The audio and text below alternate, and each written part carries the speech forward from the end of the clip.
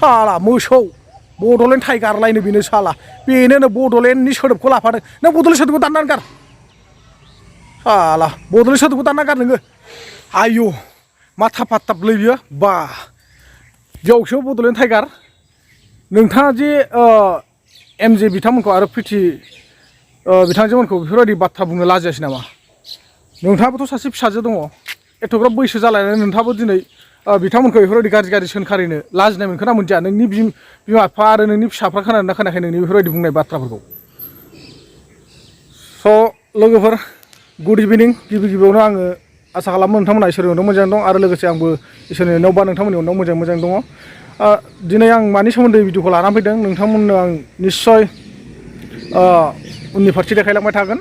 मानो होनबा जोंहा बड'लेण्ड टाइगार बिथाङा जा एनिथिं एमजि मोनखौ बर'नि सासे मोजां इउटुबार नङा होमबा जोबोद नामजादा होननानै बुंजायो जों दा आरो बिनि लोगोसे बिनि जाय जानो गोनां वाइफ जानो गोनां थारमाने प्रिथि नार्जारि अर्थात एनिथिं एमजिनि गार्लफ्रेन्ड वेस्ट बेंगलनि बे बिथांजों बिसोर सानैनि रिलेसनशिपाव थानायखौ माने बे बुंनो थाङोबा सिफायना होनो नागिरनाय बायदि जादों बड'लेण्ड टाइगारा मा बाथ्रा बुंनाय बायदि मोन्दों बियो दा बेफोरबायदि भिडिअफोरखौ माने एथ'ग्राब गाज्रि होनो बिथांखौ सोर पारमिसन होखो आरो खोनानो मोन्दों जोंहा प्रिथि नार्जारि बुंनाय बायदिब्लाथ' बिथाङा प्रमद बर' सारनि न'आव थायो अब्ला प्रमद बर' सारा बे बिथांनि बुंनाय भिडिअफोरखौ नुयोना नुवा बिथाङा जि माबायदि बेब'हार खालामगासिनो दं बर'फोरनि सायाव बेखौ नुदोंना नुवाखै मा हिसाबै बेखौ इसे मोजां इउपिपिएल हान्जाया बा इउपिपिएल सरकारा मा होननानै बेखौ लाफाबाय थादों बेनाव मा साननाय दङ मा मेलेम दङ नोंथांमोना नुगासिनो दङ निस्सय बेबायदि बिथांखौ नोंसोरो पार्टियाव लाफानायनिफ्राय आउट खालामनाया मोजां जागोन ना गाज्रि जागोन नोंथांमोना बेखौ साननो रोंदों रोङाखै प्रमद बर' सार हा आरो साफ्रोमबो बर' फिसाफ्रानो नुगासिनो दङ बिथाङा जि माबायदि गाज्रि सोंखारिगासिनो दङ बेफोरबायदिखौ नुनानै नोंथांमोना माबोरैहाय लाफाबाय थानो हाखो ना बै समाव बिथाङा एकदम हाग्रामाखौ बायदिसिना बुंनानै थांनाय इलेक्सनाव फेजेनना दोननो हानायखाय दिनै बिथांखौ लानानै इउपिपिएल हान्जाया जोबोर गोग्गादों नामा बेखायनो प्रमद बर' सारा बेखौ न'आव माने जायगा होना दोनदों गन्द्रा होना दोनदों बिथांनो वाह मा डेन्जार मानसि बिलाय लोगोफोर बे भिडिअखौ लाबोनायनि सिगां आं नोंथांमोननो मोनसे खौरां होनो सानदों बे खौराङानो जाबाय जोंहा बयबाबो सिनायो नङा होमबा मेहेर औवारि ढेकियाजुलिनि आंनिनो गामि खाथि जायो बिथांनि न'आ बे मेहेर औवारि बिथाङा माने दाख्लैबावै ढेकियाजुलि अस्थाद बाथासिफोराव एक्सिडेन्ट जानाय भिडिअ होदोंमोन बे बिथाङा बे भिडिअ होनायाव दिनै बिथांनियाव माने गुगोल एडसेन्सनिफ्राय मोनसे मेसेज फैदों मानो होनबा बिथाङा दिनै हमनानै ला बे एक्सिडेन्ट जानायखौ माने अपेन थैफोरखौ माने डाइरेक्टलि माने भिडिअखौ होनायाव माने ब्लार खालामालासिनो होनायनि खारनाव बिथाङा दिनैनिफ्राय माने सप्तासे बन्द जानानै थानो गोनां जासिगोन बिथां इउटुब चेनेला माने माबानिफ्राय मा होनो बेखौ गुगोल एडसेन्सनिफ्राय माने वार्निं हरबाय माने बेखायनो लोगोफोर जाहाथे माने नोंथांमोन मेहेर औवारि बिथाङा जेरैबायदि जादों बेफोरबायदि दाजाथों भिडिअखौ हो नोंथांमोना बेफोरबायदि एक्सिडेन्ट जानाय मा जानाय नाथाय नोंथांमोना ब्लार खालामना होबानो जाबाय जाहाथे गिदिर क्रिएटार्सफोरखौ बा ससियेल मिडियाखौ फल' खालामनानै नोंथांमोना खामानिखौ मावलांबानो जाबाय आरो जाहाथे जोंनि लाइफआव बेफोरबायदि दाजाथों जेरैबायदि माने मेहेर औवारि बिथाङाबो मिथिखायोमोन नाथाय हथारकरि बिथाङा बावगारनानै माने इमारजेन्सि आपल'ड खालामनायाव बे बिथांनाव माने बे वार्निंआ फैदों आरो दा बिथाङा सप्तासे जिरायनानै थानो गोनां जासिगोन दुखुनांथाव बाथ्रा नङा होमबा लोगोफोर दानिया थ'दो जोङो मेन टपिकआव थांदिनि बड'लेण्ड टाइगारा प्रिथि नार्जारि आरो एनिथिं एमजिखौ मा बुंदों बिनि सोमोन्दै नोंथांमोना भिडिअखौ नायना लाग्रोदो जिसको पेटीकोट और ब्रा पहनने से कितनी अच्छी लगेगा ना हिजरे के तरह देखेगा ना वो उस आंटी को शादी करने वाला है वो तो भाई बहुत ही ज्ञानी दिखाता है पेटीकोट बाबा ने इतना ज्ञानी दिखाता है भाई दूसरों को समझाता है भाई दूसरे के बहनों को दूसरे के बेटी की वीडियो बना के वो वायरल करता है भाई गाली देते हैं भाई ऐसा होना चाहिए ऐसा होना चाहिए ऐसा होना चाहिए अरे पेटीकोट बाबा तुमने क्या कर दिया भाई तूने तो ऐसा काम कर दिया ना दीदी दीदी करके पुकार के दीदी दीदी कहते हुए जिस आंटी को दीदी दीदी करके बुलाया था उसके भाई शादी कर लिया उसको भाई टपाटप कर लिया क्या मजा ये करने से अच्छा हुआ है भाई समझ लो अभी इतना ज्ञानी मत दिखाओ भाई तो दूसरे को वायरल करता है वीडियो बना के भाई बड'लेण्ड टाइगार नोंथांनि बेफोरबायदि बुंनाय बाथ्राया बेसां लासिं सिंनो बेखौ बुजिदोंना हा बर'फोरनि गेजेराव दिनै नोङो सासे हिनजाव माहारिखौ बेफोरबायदि गाज्रि सोंखारिनाय बा बुंनाया बे मोजां जादों नामा जायनि खारनाव बिथांमोना सेंग्रा सिख्ला बिथांमोना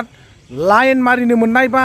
हमनानै ला बिसोरथ' गाज्रि लाइन मारियाखै मानसिफोरनि नोजोराव हा नोंसोर जानला मोनला गोदाव सोराव खोथाखौ बुंलाबायदों नोंथाङा फिसाजो थानानैबो दिनै नोंथांनि बेफोरबायदि भिडिअखौ नोंथांनि फिसाजो बिमा बिफायाबो नुगोन नों जायनि न'आव थायो बिथांमोनाबो नुगोन अब्ला नोङो बैसिनि गन्थंनि लाजिथाव बाथ्राखौ सानहरना सानहराखै नोङो लाजिनो रोंखाया बड'लेण्ड टाइगार नोङो सासे जुनारसो होनना बुंनो हायो जों नोंथाङाबोथ' लाजिनांगौमोन ना हा फिसाजो थालायनानै नों दिनै मालायखौ बेफोरबायदि बुंनो आरो बा बेबो बर' रावजों नंगौआ गुबुन जाथिफ्रा मिथिजोबनायफोरबायदि हिन्दीनिसो बुंलायबावदों साला बाप रे बड'लेण्ड टाइगार सिर्फ तुमको मालूम है क्या हिंदी हमको भी मालूम है घंटा क्या करेगा तुम क्या उखाड़ेगा बडोलैंड आदमी को तुम ऐसे बेकार में फैलाने के लिए कोशिश कर रहा है ऐसा मत कीजिए कभी भी साला नोंखौसो जोङो बुंनो थाङोबा गोबां बायदिसिना बुंनो हायो सोर भाइरेल खालामदों नोंसो खालामदों बेफोरबायदि बाथ्राखौ हा एनिथिं एमजिया मोजां मोजां माबाफोरखौसो बुजायदोंमोन मादोंमोन दिनै जायफोर मानसिफ्रा भाइरेल जादों बै बिथांमोनखौसो बिथांमोना बुजायदोंमोन दिनै नोंथां बायदियासो एनिथिं एमजिमोनखौ गाज्रि रेकर्ड होदों बा भाइरेल खालामदों साला मोसौ बड'लेण्ड टाइगार लायनो बेनो साला बेनो बड'लेण्डनि सोदोबखौ लाफादों नों बड'लेण्ड सोदोबखौ दाननानै गार साला बड'लेण्ड सोदोबखौ दानना गार नोङो गोदाव सोराव ला नोङो गोदाव सोराव टाइगार होनानै ला प्रिथि बायदिखायसो बा एनिथिं एमजिमोन बायदिखायसो नोंथाङा दिनै गगासिनो दङ बड'लेण्ड टाइगार बिसोरबायदि बुजिना मेलेमा नोंनाव गैबावा बिथांमोनजों समान बुजिनो हानाय नोंनाव गोहोआनो गैया साला जानला मोनला खोथा गोब्राबनो फैदों बियो बाहाय नङा फाङाखौ जानला मोनला गाज्रि भाइरेल खालामफैदों नोंनि फिसाजोखौ खालामना लाया मानो नोंनि फिसाजोखौ भाइरेल खालामा मानो नोंनि बिसिफोरखौ भाइरेल खालामना हो साला सुवाद जानला मोनला बेयाव भाइरेल खालामफैदों बियो गोदाव सोराव नोंहा बिसि फिसा दंना गैयालै लाजिनो रोंना रोङा नोंहा गन्थं दंना गैया हा बर' फिसा नंगौ नङा नोंलाय बर' थै दंना गैया नोंनावलाय गोदाव सोराव खोथा गोब्राबबाय थाना नोङो अलगबर भिडिअआ जोबोर गोलाव जानोसै मानो होनबा नोंथांमोना जोंहा दिनै बे बिथांनि थाखायनो बा बड'लेण्ड टाइगारनि थाखायनो जोंनि बर' समाजा गाज्रि जालांगासिनो दङ बेनो बिराद गाज्रि इउटुब चेनेलनि गेजेरजों गोबां खोथा बुङो साला नंनाय नङै साला मोजांखौबो गाज्रि बानायना होग्रा बेनो दा नोंथांमोना जोंहा बे बिथांनि थाखाय प्रिति नार्जारिया बेसे दुखु मोनदों बेस्रा मा बुंदों प्रिति नार्जारिया नोंखौ खोनासंनानै ला नोङो आरो नेक्स्ट टाइम बेफोरबायदि खामानिखौ दामाव नोङो बड'लेण्ड टाइगार बियावसो साला फिसाजो गोनां गन्था नायना ला नोङो प्रिति बायदि नोंनाव साननो हानाय मेलेम गैबावासो बेयावनो खुलुमबाय रायजोफोर दिनै आङो आसामनि जाय बिटिआर खौ बेंग्रा बिथां रेसपेक्टेड मानगोनां प्रमोद बर सारनि न'आवहाय थायो होननानै खोनानो मोनदों आङो सासे इउटुबार बिथाङा बिथां होननानैहाय बुङोब्लाबो खिसे आंनो गावनो इग' हार्ट जानाय हिन्जाव माहारिखौ सासे हिन्जाव माहारिखौ माब्रैबादि बियो अश्लील माने मैला खोथाजोंहाय बियो रायदों नंगौ जानो हागौ नोंसोरनि गेजेरावहाय माने बिथां एमजेजों आंनि जाय हाजबेन्ड बेजों नोंजों इउटुबावहाय नोंसोर इउटुबार जानानै नोंसोरनि पार्सनेलि मा प्रब्लेम जादों बेयो आंनि मेटार नङा दै आंखौ गेजेराव दालाबो बेयाव कारन एमजिया आंनि हौवा जानायनि सिगां बियो सासे ससियेल मिडियायाव एक्टिभ इउटुबारमोन स' नोंसोरनि गेजेराव मा पार्सनेल मा जादों बेखौ आं नायनो थाङा किन्तु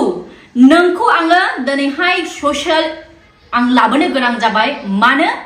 नोङो सासे हिन्जाव माहारि आंनि फट'खौ होनानै आंनि नामखौ लानानै नोङो ससियेल मिडियायाव नोङो गाज्रि राव रायबाय थादों आं बाध्य दिनै आं बाध्य नोंनि भाषाया जे एफाग्राब मैला आच्छा आमाइसो टाइगार नों साननानै नाय नोंबो सासे फिसाजोनि नोङो बिफालायनो नोंखौ खोनानो मोनो आङो आरो नुबायबो भिडिअआवहाय अब्ला दिनै नोंनि फिसायाबो दिनैहाय जेब्ला देरनाय अब्ला नों बादि मानसिखौ बिफा होननानैहाय परिचय होनो लाजिनाय नोंनि रावा जुदि बेफोरबादिब्ला दिनै नोङो आंखौहाय एसेबां गाज्रि नोङो लेखायनानै बुंदों नोङो बेलाय आंनि हौवा दे आंनि हौवाजों मा जानाय मा जाया बेयो जोंनि पार्सनेल मेटार आरो आंनि हौवानि गेजेराव जोङो मा गाबज्रिलायनाय मा रावजों गाबज्रिलायनाय बे जोंनि पार्सनेल मेटार बेखौ नोंनि बुंनायनि जेबो राइट्स गैया आरो खोनासंनानै ला आमाइसो टाइगार नोंखौ हयथ' आसाम बादि जायगायावहाय दा पावाराव दंखाय नोंखौहाय रावबो जेबो खालामनो हायाखै नोंखौ दैनोबो हायाखै किन्तु खोनासंनानै ला जोंनि वेस्ट बेंगल बादि जायगायावहाय आं मिथियो डेफेमेशन केस होला जेबो जानायथ' नङा किन्तु नोंखौ गोदाव होबाय थानाय आङो खोनासंनानै ला